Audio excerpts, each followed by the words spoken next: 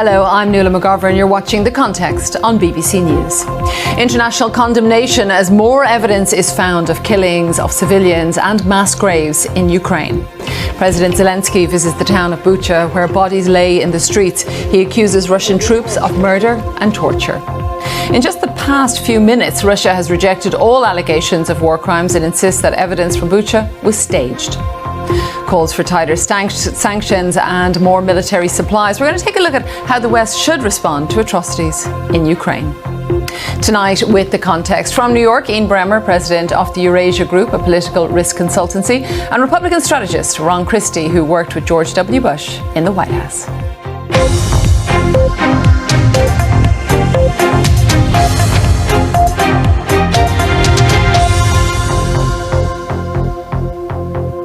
Welcome to the programme. Well, shocking images of civilian bodies in the streets of Bucha near Kyiv have led to international condemnation of Russia.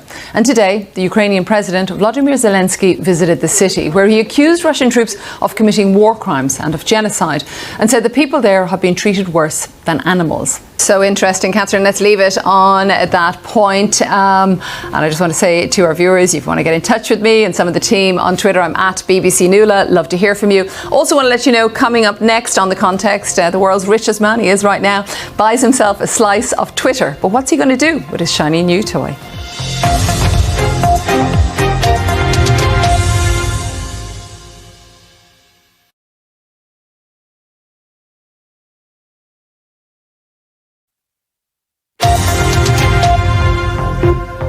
Hello, I'm Nuala McGovern. You're watching The Context on BBC News.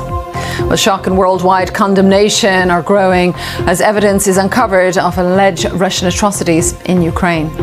President Biden calls for a war crimes trial against Vladimir Putin over the mass killing of civilians in the town of Bucha. The latest UN report on climate change says greenhouse gases must peak within the next 3 years. And the world's richest man snaps up nearly 10% of Twitter's shares, a bargain at $3 billion. Tonight, with The Context, from New York, Ian Bremmer, president of the Eurasia Group, a political risk consultancy, and Republican strategist Ron Christie, who worked with George W. Bush in the White House.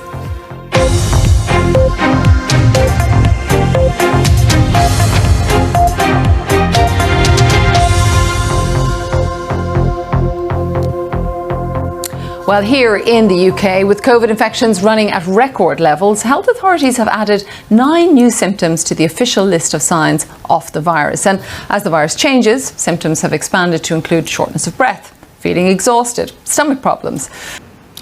So we're going to leave it there with Elon Musk. Let's wait and see what happens. I think we have a really interesting week coming up with many of the stories that we were touching on. I want to thank Ian Bremmer for joining us, one of our panellists on The Context this evening. Ron Christie as well, joining us as we go through some of the day's biggest stories. I'll be back with you again tomorrow. I do hope you'll join me then. Thanks so much for watching The Context on the BBC.